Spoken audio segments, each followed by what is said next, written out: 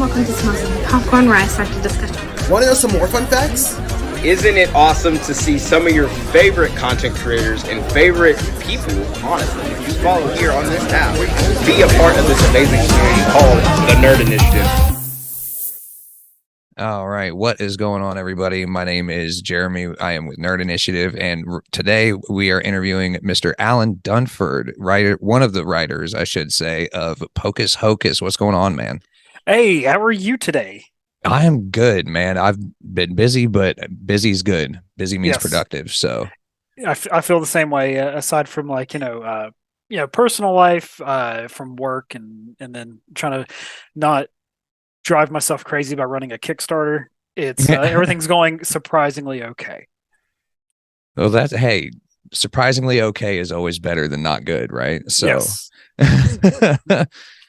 So, okay, let's get the generic question out of the way first. What is your nerd origin story? Like, how did you get into comic books? How did you basically become the nerdy person you are now? I mean, I don't know. Like, I think, you can obviously see me. I think I was just predispositioned, right? Okay. Like, I feel like if you described like, hey, what's the nerdy guy in every high school movie look like? Okay, you just kind of like, drag and drop certain items. Some of the hair color might be interchangeable, but I think for the most part, like it was just already, I was genetically there, right? But yeah, man. So I've always just been a huge fan of, I think D&D and playing Magic the Gathering was what really pushed me over the edge. That's cool. Yeah, I'm into that stuff anyway, but and then combining that, because I found all this stuff around the same time. Like I remember the first game that like I really got into, and that was Diablo 2. That was like my first like, oh my god, like this is an addiction, right? Right. And then after, because all this stuff kind of happened at the same time, right? So I got into Diablo 2 in like the 4th grade. I'm kind of dating myself, I guess, with this.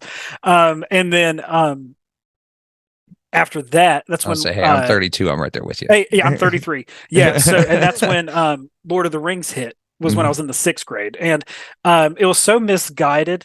And whenever I go back and think about it, it's really funny. But I didn't have a lot growing up, and then my grandma, she threw me a birthday party whenever I was 12. Because she did that for all of her kids, right? And my grandma raised me, so she, one of her own, right? She let me go to the movies and bring all of my classmates, and I picked the Fellowship of the Ring. And whenever I go back and think about that again, I can imagine how miserable everyone probably was, especially at that age. Like if you're not into that stuff, man, if you're not expecting that going in, that's a long I don't know movie. what I expected. I just saw in the trailer, like I just saw fantasy elves, stuff like that, and I'm just like, yes, this is me. This is a movie that Alan wants to be a part of, right? And when I go back and think about it, it's funny as shit. So and then my childhood was going to the local comic shop at that time around there. And they did Friday Night Magic, and that's where we'd play Magic on Fridays and D&D on Fridays, and then Saturdays we would do it all over again. And we were just a group of kids just doing it. And then I really think that's what shaped me to get to this point today. Nice. So is that kind of like what got started the transfer into comic books, is hanging out in that comic shop all the time playing Magic? Probably. To my discredit, I never really got like super big into comic books. I love them and I appreciate them. But that wasn't like my first love, right? That's not what like really did it for me. Because I was never really well versed in the comic books.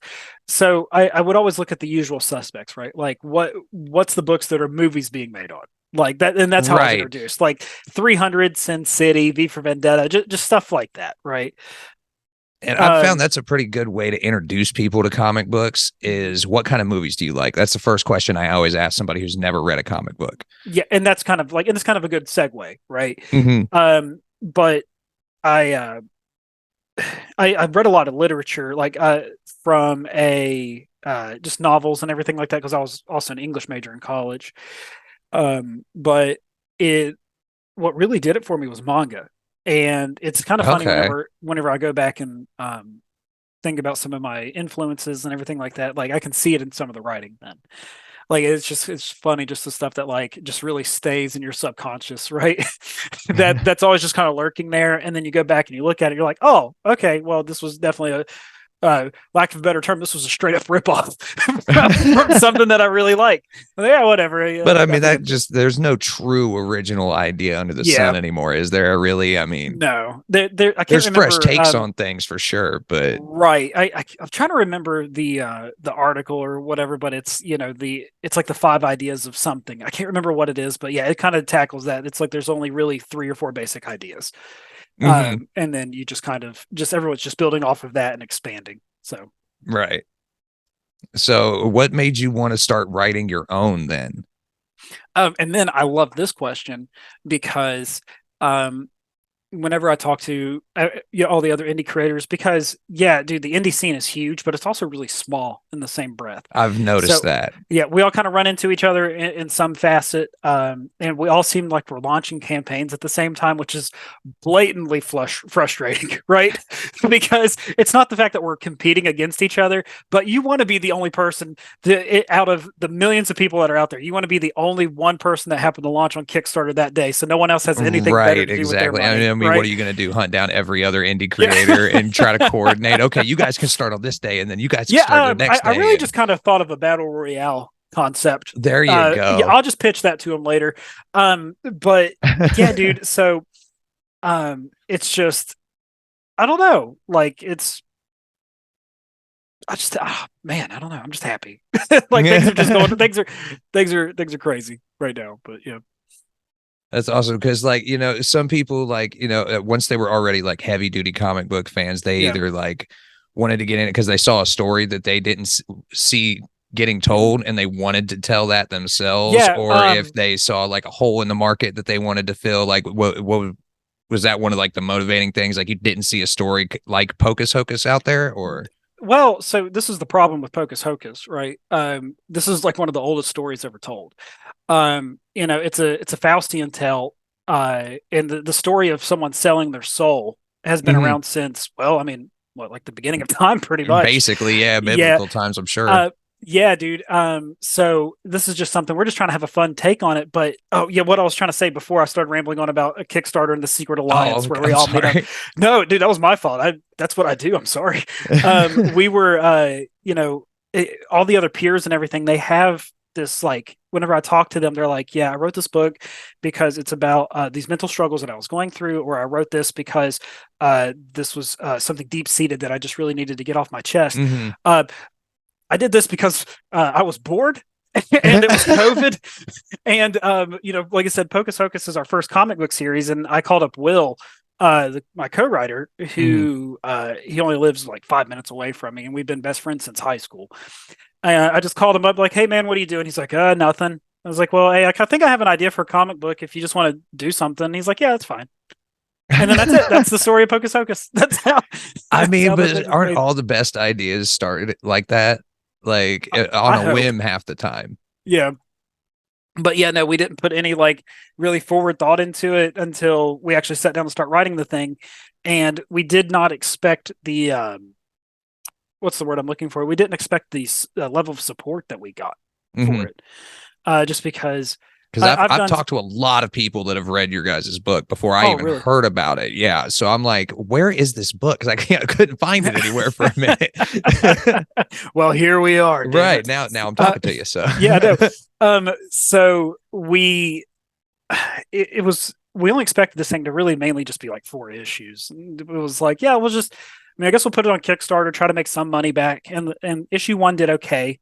We're like, yeah, all right, this week. So we'll go and I guess we'll just finish out the rest of the 3 issues. We'll just call it quits, and we'll see if we want to write something else in the future. And then issue 2 did like crazy numbers for as far as growth is concerned. And we're like, oh my God, what's happening? And then by the time we got to issue 3, we got picked up by a publisher. And now we're just like, oh my God. Yeah, because you guys got picked up by a Source Point, right? Yeah, we did. The Pocus Hocus, and I know we'll get into that here in a little bit, but we're going to be having a national release this year, so it's kind of exciting and crazy to think about it. Yeah, and then Grandma Chainsaw also got picked up for publication by Source Point Press, and that one was pretty crazy because we only had like I think maybe like 4 or 5 pages done, and they were like, "Yeah, we want it," and I was like, "Oh." They seem Okay. to know what Yeah. they want as soon as they see it over there. Like it Yeah. doesn't take them long to grab something if they like it. Mm-hmm. Yeah, well, we found that out. So they're like, "Well, how many issues of Grandma Chainsaw is it going to be?" It's like, "Well, Grandma Chainsaw will be 4, because we don't want a Jason Goes to Manhattan situation on our hand, where we don't know how to end this thing, or it just goes on way past its life expectancy." Yeah. Where you've got like 8 or 9 Halloween movies before they tried to reboot everything. Yes. So then they, we told them how long it was going to be. We told them the ending to everything, and then they were like, "Yeah, it sounds great." And I was like, "Oh, okay." So and that's here we are. awesome though, because I wouldn't say they're a huge publisher by any means, but they're definitely one of the bigger indie publishers out there for sure. And they're growing, and they're making a lot of right decisions to really put their mark out there. Yeah, because they don't seem to overprint things. They don't mass produce stuff. They make it seem like it's special when they put a book out. And they don't pick up just everything. So we're kind of wearing that with the badge of honor. And they I'm not sure how familiar you are with how they print or whatever, but we're part of their subcategory, which is kind of cool because they threw us in with the Garrett Gunn, Kit Wallace, Dr. Chrissy Blanche, and Dave Lentz group. So we're going to be in the 4 Color Fiends. That's awesome. So we're going to have that imprint on our books. That's sweet, dude. Because, anything to help them with name recognition. And that's something that people in the shops will know when they see it. Like, oh, okay, if they put that brand on there, then we might as well grab that. Hopefully.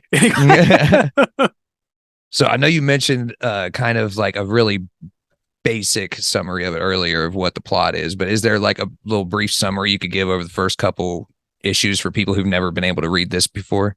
Yeah, definitely. And I always like to preface this now because like the pitch I would give like 3 or 4 issues ago is way different than the pitch I would give now because, time moves, right? And I think that's the hard part about Kickstarter too, is because you don't want to give too much away of your book, but you also need to try to sell it too. And I'll get into all that here in a little bit whenever we get into Grandma Chainsaw. But so we're now in our second arc on Kickstarter, so it's issue 5. But ultimately, Pocus Hocus is a story about a magician who sells a soul to a demon to have actual magical powers, and because he's lazy. And as these things go, it doesn't work out in his favor. So this is his journey to get his soul back. And Arc 2 begins with right where Arc 1 left off, and we actually find out who the owner of the soul is. So that's kind of like catapulting ourselves to where we need to be in the story now. Okay, because normally when you hear a story about somebody selling their soul, it's usually directly to the devil. But in the synopsis you sent me, it was he sells his soul to a demon. Right. So he has to figure out which demon he sold it to, basically. Yeah. So how our crazy, stupid world works is souls are a form of currency.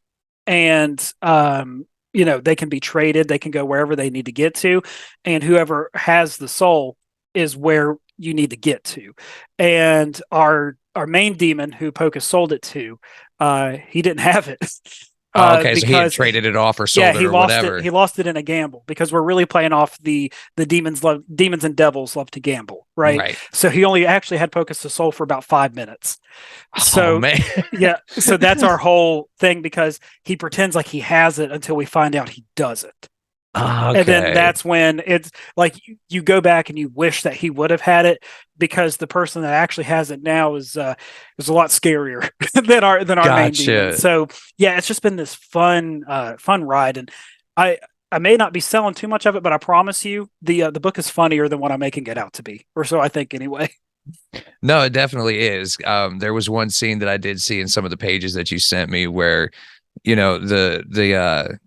I guess for what I understand of it, because I haven't read everything, is one of the big bads in the first couple of books, and she's like arguing with her minion. And this, I think, is one of the pages from issue 5 that you sent me. Yes, that's our big bad now. Okay, got you. So I won't put the whole scene up here for anybody. I'll just put like a little snippet of something as a graphic later on. But she's arguing with one of her minions, or he says something she doesn't like, and then her other person just slices his head in half, and he's still talking and like saying, "Okay, my bad, I'm sorry." We I'm call like, that our Terrence and Phillip moment. Because we yes, thought we were I so loved funny. that. I loved that, and I didn't even put the Terrence and Phillip connection together at all. I was just thinking, I'm like, that is perfect. Like that's the kind of comedy you need in a horror book. Yeah, see, we wanted to show like, life's kind of meaningless to this person, and to her henchmen too. So Pocus One was definitely, or I'll say Volume One was like a lot more whimsical. We still keep that humor, but it's kind of cool so we can kind of tonally shift a little bit because the stakes are higher now. Like we know where our end result is now. We know where we're going and who we have to try to fight. And it's just that's how you build a good story, man. You got to build it up. You can't just be extreme and epic right off rip, right? I mean, and that was the thing too. And I like talking about this part because we never knew what the right answer was because I don't think that there ever is. We originally thought, like hindsight, what if we would have went back and Lifetime movied it, right? What if we would have had Pocus in the middle of like a bunch of demons and he's fighting and killing them, and then we do the record scratch. You may wonder how I got here. Type deal. Yeah, and then we start from the beginning, but we were like, no, let's just tell it linearly. Like, let's just tell it with Pocus. Just he's drunk at a bar and he's just retelling a story just to anyone who will listen because he doesn't care. He's just jaded. And then, we got to this point. That is so awesome, man. So one thing, like, okay, this is going into another question. Your artists on this book are doing crazy stuff with your artist Brian, and then your colorist is his name pronounced Jason? Yeah, it is. He just happens to spell it with an E. Okay, I just wanted to make sure it wasn't some, because he is annoying. But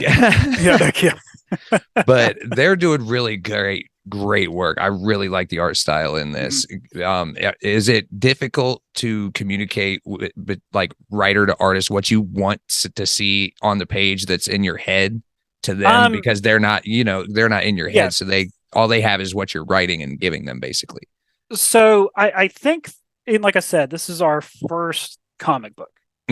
So I like to think that I handle criticism well anyway, because I want to be the best that I can. I want to be the very best, like no one ever was, right? I want to be the best that I possibly can be. I want to be the best writer and creator that Allen Dunford can be. So that also comes with me listening to people that are way more seasoned and more experienced than me. And Brian, our illustrator, Jason, our colorist, and Dave, our letterer and designer, they know so much more than Will and myself do. So it's kind of cool because Pocus is going on his journey, but the reader also kind of gets to go on our self-exploratory journey as well. Because you guys are learning the process. Yes, you get to see us grow as a creative team because we kept the same team together from Pocus to Grandma Chainsaw, and it's kind of cool because for issue 1 and 2, like Brian would send us concept pages and layouts like, hey, does this work for you guys? Do you guys like this? And then now we're all just at the point where Brian's just sending us finished inks without it's even to the sending point us where you test just pages. trust them to. Yeah, you trust your creative team because I promise you, their names on the book. Yeah, sometimes you find people that just phone it in and stuff, but these guys, like, I genuinely feel like they're so invested into the story and into what we're doing. That was why I kept the whole team together for Grandma Chainsaw and for all these other projects that we're doing, because I just love working with these guys so much, and everything's just so simple right now. But yeah, so like I said, I've always kind of had an idea for what I wanted the story to be and what I wanted it to look like, and it's funny because it didn't end up that way at all. And I'm so happy that it didn't, because what Brian and Jason did is way better than what I could have imagined. Right. Yeah. That's good though, because I've talked to other writers where they say it can be kind of a hassle communicating with your artist, especially if you're like a perfectionist and you've got a very specific image in your head. Yeah. So that's really cool though that you guys have gotten to that point where you can just send them your script and then they can do the art, and you guys just trust each other to match up. Yeah, and that's cool because you find people that you vibe with, and it's funny because like Brian will send me pages and I never have to send him back edits. The only edits I ever have to send back is, hey, add more gore. or add Yeah, more right. this, because sometimes he tries to play it safe. It's like, no, dude, let's just go crazy. Like, just throw that in there and we're good. But no, man, like, Well, even yeah, where there it's is gore, it's not like over the top where it's cheesy right. and it's not like it It's very shouldn't be there. stylized. Yeah, Yes, yeah. exactly. Because there's a lot of books out there that's just got gore for gore's sake and there's Mhm. no rhyme or reason to it. It's Yeah, just that was something that we tried to avoid too, because especially with Pocus, Pocus checks off the boxes for so many different genres. mhm. That we had to really try to be careful, because Pocus is action, comedy, horror. Like, there's elements of drama and suspense. So we kind of just threw everything at the wall, and I Right. hoped everything would stick. But like, we want our action sequences in there, but we don't want to like Marvel movie it to, just to try to put a term to it, right? We don't want people just to be walking and then a giant explosion happen. And then Right, there's a right. and then There there's a needs to be a fight reason scene. behind what's going on. Yeah, yeah. Like, unlike Black Widow, that's a whole conversation though. Yeah, that's a whole other episode of something there. Yep. But okay, so speaking of, like, a lot of horror books are just gore for gore's sake. How is it difficult trying to stand out in the horror genre, because it is a very saturated market, especially in comic books? And that's Um, another question about your letterer too, going into that, because one, letterers don't get enough credit anyway in this industry, because without yeah, them we wouldn't have I a agree. story. No, 100%. It's so, And your guy does horror letters different than a lot of other horror books out there. A lot of horror books, it's really hard to read the dialogue sometimes, because the letterer is trying to make it all jagged looking and yeah, scary, and you don't need to do all that. I need to be able to read it. yeah. So I'll give Dave so much credit for that. And he, I think it's also the fact that Dave he's in his 40s, but if you talk to him, it sounds like he's in his mid 60s, and his eyesight's bad anyway. So I think that's probably why he doesn't do too much crazy stuff. So, man, when it comes to trying to stick out, I think that you can actually box yourself in by trying to stick out, because um, you know you want to have something in your book that is just so metal when someone sees it, right? Right. You want people to have that memory page of your horror comic, like, oh yeah, that's rad, right? But I think for us, we never try to set out to write anything that's groundbreaking, or we try to intentionally do anything that is going to just push the envelope for what's acceptable, or for what's in a horror comic. We literally just want to have these girls over here just want to have fun, right? So we're trying to just write comic books that we would want to read, two, ones that we're proud of to put our name on and to sell to people, and three, if we're not making ourselves laugh or having fun while we're writing this thing, or if Brian sends me a page and it doesn't crack me up, then I think we're missing the mark on what we're trying to deliver. And we really need to reflect and be like, okay, what are we doing wrong here? Because I think that individuality will stand out if Mhm. if your team is just having fun, and the reader can tell that, right? Like, if everyone Oh, just seems like one 100%. cohesive unit. So I think that's where that part comes in, of trying to stand out. And I do think that, um, instead of trying to write it, like, yeah, that we do have some meaningful stuff and some thought provoking stuff, I feel like, in Pocus and in Grandma Chainsaw. Um, but at the same time, we really just want people to have fun, and I think that then will make us stand out. Yeah, definitely. I agree. Because if you go in shooting for perfection and movie deals off rip, you're just going to get disappointed every time. Oh yeah. Because the people who expect their stuff to do that, it's just like, what if it doesn't though? What then? Yeah. Because you're right now, your only plan is for movies, down the line, Yeah. Yeah. I mean, yeah, dude, like a Grandma Chainsaw movie would be so amazing and a dream come true. And like a Pocus Hocus, like even animated series would just be great. But like, we also have That'd to be be so realistic cool. here. There's so much out there, Hmm. and it's so easy just to overlook things, right? So yeah, I don't know. It's just like I said. I know I sound like a broken record, but really, this team has just surpassed all of our expectations on everything, and I could not be more happy and thankful for the guys and where we are now. So do you guys think you will stick with just horror, or are there other genres that you'd like to like branch off into at some point? See, I want to say yes, right? But we're having so much fun in this genre right now, especially with trying to like have just mix our dark taste of like dark comedy and then horror and just combine everyone's stuff together because Brian can draw anything, and Mhm. we got really lucky with him. And Jason, obviously, he can color anything. I've seen his his work too on other projects. But I think right now, like the stories that we're thinking of are I'll give you guys a teaser. We have a detective story that we're working on called One Sunday Afternoon. A little bit more serious, but we really wanted just to do like a fun noir mystery in the vein of Seven with some supernatural elements. But then the next one that we're probably going to be tackling too is more in vein with what we're doing now, and this one's called Deacon Dan's Famous Chili, and it's a mini Okay. it's a mini series about a deacon who happens to be cooking up members of the church in his chili and serving it at the church chili cook off every year. So Oh, yeah, okay.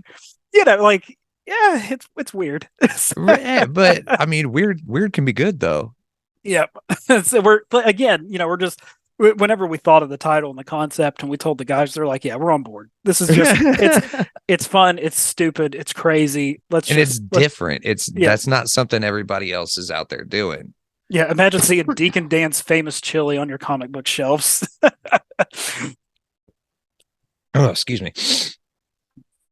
So, speaking of Grandma Chainsaw, though, run us through that because the description you gave me was 2 sentences, and I Uh-huh. have to read this book now. Okay, so this was one of those where we talked about how Kickstarter can spoil certain things, or so it's like, who am I to uh to try to leave mystery behind my book and stuff like that, because like I want people to know that like Grandma Chainsaw's wild. Like it goes Hmm. into some directions that no one will expect.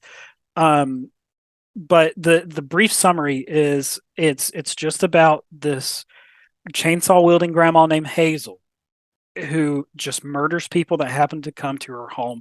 They get lost in the woods. And whenever we ran the campaign for it, and looking back, because hindsight's 2020, we may have undersold the book because what actually happens in it is like that's only like the first like 2 pages, because with Pocus and everything we always try to deliver the unexpected and the bizarre, and we really just went balls to the wall with Grandma Chainsaw. So that I'm so excited for you to read it, and honestly to hear what you think, because you probably need to go ahead and do that soon, because whenever we go to launch Grandma Chainsaw number 2, we could talk about some of the stuff that we were really keeping secret and tight-lipped, because the campaign, when we show preview pages, issue 2 ends right where issue 1 left off. So there's going to be spoilers for it. So I want you to be kind of surprised before we get into, Okay. before you check out the campaign and stuff, because I don't want you to look at the campaign and be like, oh man, I wish I would have just read it Right. organically. Yeah. Okay. So, besides that, well, I guess you already covered future projects that you guys are working on, the detective story and Mhm. the other thing that you mentioned. So, really, my last question that I have prepared is where can they find everything online? Where can they find you, your team, your book, all that good stuff? Yeah, this is going to be a very long-winded answer, so buckle up, everybody. So after talking to a bunch of indie creators, and like I said, we're always trying to learn and grow, and be where we need to be. The best place for us to stay in constant contact with our supporters and our fan base is Substack, because doing a newsletter it's just direct, right? So you can find us at the Top Hats at tophatstudios.substack.com. Um, and it's been awesome being able to do that and just get everyone's engagement back and just let them know where we are in the progress, because uh everyone was saying your posts on social media, they get bogged down, and that is true because everyone's trying to post, everyone's trying to get eyes on their stuff. So that's why honestly just having your email list is the best thing to do. And for those listening, yeah, it's like I said, it's the Top Hat Studios.substack.com. And We promise we will not blow your email up anytime we have an idea. We try to keep it within like 1 or 2 a month, just to give you guys a progress update. Yeah, because one, there's only so much that we can talk about. Two, we don't want to seem like we're trying to force you to back our projects, right? If you want to back it, great. If not, hey, I totally understand. Do something way better with your money. And everyone else, obviously, they'll have their own Instagrams, Twitter accounts, stuff like that. But really, one of the best ways to follow us is on Kickstarter. So if you just follow our projects, because we're always launching something, so you can just follow the main account, and then you'll be notified anytime we have a new project going live. But right now, and it's kind of crazy to think about it this way, Pocus 5's running. It's going to be ending at the time of recording this. I think we have like 8 days left. And it looked like you guys had already went over your goal last time I looked at it. We're at the point now, knock on every piece of wood, we're funding within 24 hours. And it's awesome to see like that. That's awesome. Support. That's great, dude. Yeah, it's just kind of crazy to see it. And again, thank you everyone. But you can buy all of our books because we do an a la carte system on the campaigns, because I never want anyone to feel like they're being strong-armed into buying anything, because sometimes you do see campaigns where it's like, oh, well, if you want this metal cover, you got to buy 5 of them. Like we don't do that. We just, that's why, like, yeah, it kind of may look intimidating because we have a lot of tiers and a lot of add-ons, but that's because you can either buy everything individually or pick or drag and drop what you want. So that way you really get what you want. So you can kind of just build your own tier. And we do offer discounted bundles for people that want stuff, but sometimes if they don't want all 6 of our covers, hey, you just pick up 2 of them. Yeah, there it is. You're done. But the crazy part is all the covers that you see for Pocus Hocus and Grandma Chainsaw are all Kickstarter exclusive. Because once we get into shops, we're going to have different covers. Because Source Point wants new material, and it makes total sense, right? They want new covers that haven't been featured on Kickstarter or any other crowdfunding platform, right? Because now it's quote unquote their product. So right, yeah. So all the covers are now exclusive to Kickstarter. That's awesome, dude. So see, there you go. You guys get a hold of this stuff early, and you could have something that's probably worth some money later on. Yeah, I hope, right? Hey, you never know, man. You got to put it out there, Yeah, you could already be reading Pocus 6, and then then Pocus 1 comes out in the comic shops. Like, oh, what's this? And you could be standing in the corner and come out of the shadows, right, with your shiny, metal cover. And yeah, you'd be like, boom. Oh, you haven't heard? Right, exactly. Like you could be that guy. Yeah. No one wants to be that guy, but really, you want to be that guy once in a while, don't you? I mean, just once in a great while. Like, oh, I heard about that 2 years ago. You haven't heard about that yet? Yeah. Well, dude, this has been really fun. We're going to have you back on for more interviews in the future. Yeah, you guys definitely. Got your further campaigns going. I would love to come back and just do a mini episode after you read Grandma Chainsaw 1, just so that I could get your thoughts and feelings on it. And that's it. We'll see what we could do is have you on the actual podcast, which is live on YouTube every other Friday, the Comic Press podcast. And, shameless self-plug right there. But is there anything else you want to plug or you want to tell everybody before we get out of here? Yeah, I always like to try to end these interviews with thank you guys so much. Well, one, for having us on, what you do for the community, and thank you to our readers, our backers, future, new and old, right? Your guys' love and support means more to us than you ever know, and I also always want to give a shout out to the team, because without them, I wouldn't be talking to you today. And that is Top Hat Studios is what you guys are going under, right? We just call ourselves that just because I don't know. It makes sense. You need a studio name, right? We need a studio name. We do. Yeah. All right. Well, I think that's all we've got for tonight, guys. As always, check out nerdinitiative.com for all kinds of other interviews, reviews, previews. We've got a little bit of everything on there. Thank you very much, Allen, for hopping on here with me and taking the time out of your evening. And as always, everybody be safe, be kind, and take it easy.